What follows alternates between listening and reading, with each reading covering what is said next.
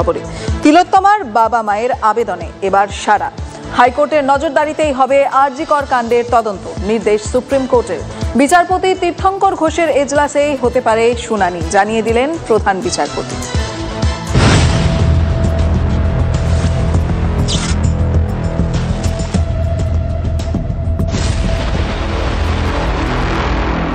আরজিকর মামলায় বড় নির্দেশ সুপ্রিম কোর্টের। আরজিকর মামলার শুনানি কলকাতা হাইকোর্টেই হবে। তিলোত্তমার বাবা মায়ের আর্জির মান্যতা দিয়ে নির্দেশ সুপ্রিম কোর্টের। সিবিআই তদন্তে খুশি নন, নতুন করে তদন্ত চেয়ে হাইকোর্টের দ্বারস্থ হন তিলোত্তমার বাবা মা। একই সঙ্গে বৃহত্তর ষড়যন্ত্রে জড়িতদের আইনের পরিধিতেও আনতেও মামলা করেন তিলোত্তমার বাবা মা। সেই আবেদনেই সাড়া দিল সুপ্রিম কোর্ট।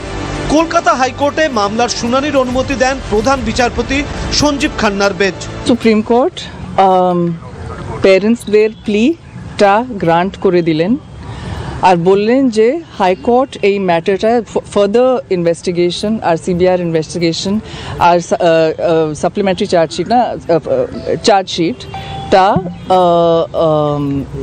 সুপারভাইজ করতে পারেন।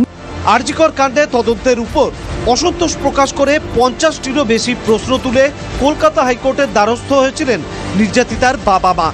কলকাতা হাইকোর্টের বক্তব্য ছিল, যতক্ষণ এই মামলা সুপ্রিম কোর্টের তত্ত্বাবধানে হচ্ছে, সুপ্রিম কোর্টের নির্দেশ ছাড়া এই মামলা তারা শুনতে পারবেন না। সোমবার শীর্ষ আদালত জানিয়ে দেয় হাইকোর্টের সিঙ্গেল বেঞ্চ এই পিটিশনের শুনানি করতে পারবে। এই 52টা কোশ্চেনের উত্তর আমরা কোর্টের কাছে জানতে চেয়েছি, আমরা কোনো সংস্থার কাছে জানতে চাইনি, কারণ আমাদের এটা কোনো ওদের ওপর আমাদের কোনো বিশ্বাস নেই। কিন্তু ওদের ওপর যদি আস্থা রাখতে না পারেন তাহলে তো সেক্ষেত্রে রাজ্য প্রশাসন, রাজ্য পুলিশ, সে সুপ্রিম হাইকোর্ট বুঝবে। হাইকোর্টে যিনি বিচারপতি থাকবেন, যাকে কোশ্চেন আমরা করেছি, তিনিই বুঝবেন যে কি করবেন। আমি মহামান্য সুপ্রিম কোর্টের বিচারপতিকে প্রথমে কৃতজ্ঞতা জানাই। ফার্দার ইনভেস্টিগেশন চেয়েছি, কারণ আমার মেয়ের যে সেস ডিপার্টমেন্ট সেখানের সবাই অভিযুক্ত। খুন হয়ে গেল, একটা মেয়েকে ধর্ষণ হয়ে গেল, সে তার অন ডিউটি অবস্থায়, আর ভেতরের কেউ কিচ্ছু জানতে পারলো না, এটা কেউ বিশ্বাস করবে না। আন্দোলন জারি থাকবে।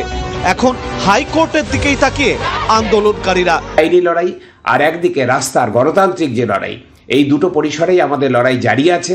আমরা বিচার ছিনিয়ে আনবো, তার কারণ তিলোত্তমা শুধুমাত্র পানিহাটির ওই একটি পরিবারের মেয়ে নয়, তিলোত্তমা আমার, আপনার, সকলের, আমাদের বাড়ির মেয়ে। আন্দোলনের একটা পর্যায় থেকে হয়েছে এবং আন্দোলনকে মাথায় রেখেই এই সিদ্ধান্ত আমার মনে হয়, এবং পরবর্তীকালে আমরা হাইকোর্টের দিকে তাকিয়ে থাকবো যে তারা কতটা গুরুত্ব সহকারে এই বিষয়টাকে বিবেচনা করবেন। সুপ্রিম কোর্ট তো মনিটর করেছে, দীর্ঘ শুনানি হয়েছে, শুনেছেন।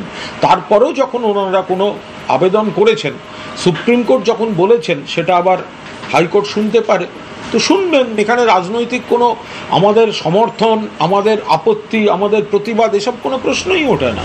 আগামী মে মাসের দ্বিতীয় সপ্তাহে এই মামলার পরবর্তী শুনানি বলে জানা গিয়েছে। জ্যোতির্ময় কর্মকারের রিপোর্ট, TV9 বাংলা।